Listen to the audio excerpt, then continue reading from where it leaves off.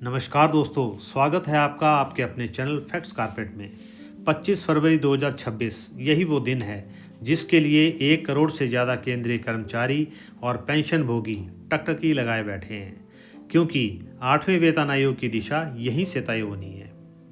ऐसा मैं इसलिए कह रहा हूं क्योंकि 25 फरवरी 2026 को एक अहम मीटिंग है जिसमें fitment factor, increment rate, DA merger, न्यूनतम वेतन जैसे संवेदनशील मुद्दों पर सीधी बातचीत होगी।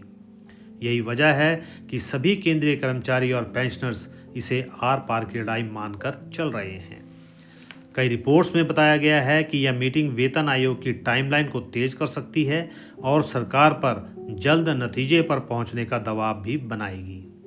बजट 2026 ने केंद्रीय कर्मचारियों और पेंशन भोगियों की उम्मीदों को अचानक नई हवा दे दी है। पहली बार 8वें वेतन आयोग के नाम पर अलग बजट लाइन दिखाई दिया। वित्त मंत्री निर्मला सीतारमन ने व्यय विभाग की डिमांड और ग्रांट में 8वें वेतन आयोग के लिए 23.42 करोड़ रुपए का प्रावधान किया गया है। इसमें 21.32 करोड़ रुपए राजस्व व्यय और 2 करोड़ 10 लाख रुपए पूंजीगत व्यय के तौर पर रखे जाएंगे।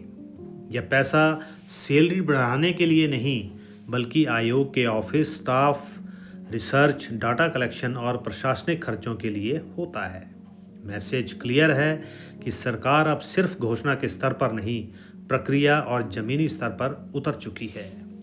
इसका मतलब यही है कि आने वाले समय में 50 लाख से अधिक केंद्रीय कर्मचारियों और 65 लाख से अधिक पेंशन भोगियों की सैलरी और पेंशन स्ट्रक्चर की गहन समीक्षा होगी।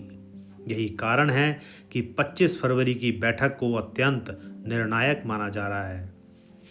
डीए यानी महंगाई भत्ता, यही वो शब्द है जिस पर केंद्रीय कर्मचारी की नज़र टिकी रहती है।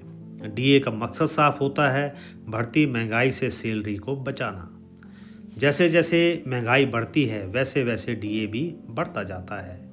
लेकिन जब नया वेतन आयोग लागू होता है तो पूरा डीए शून्य कर दिया जाता है।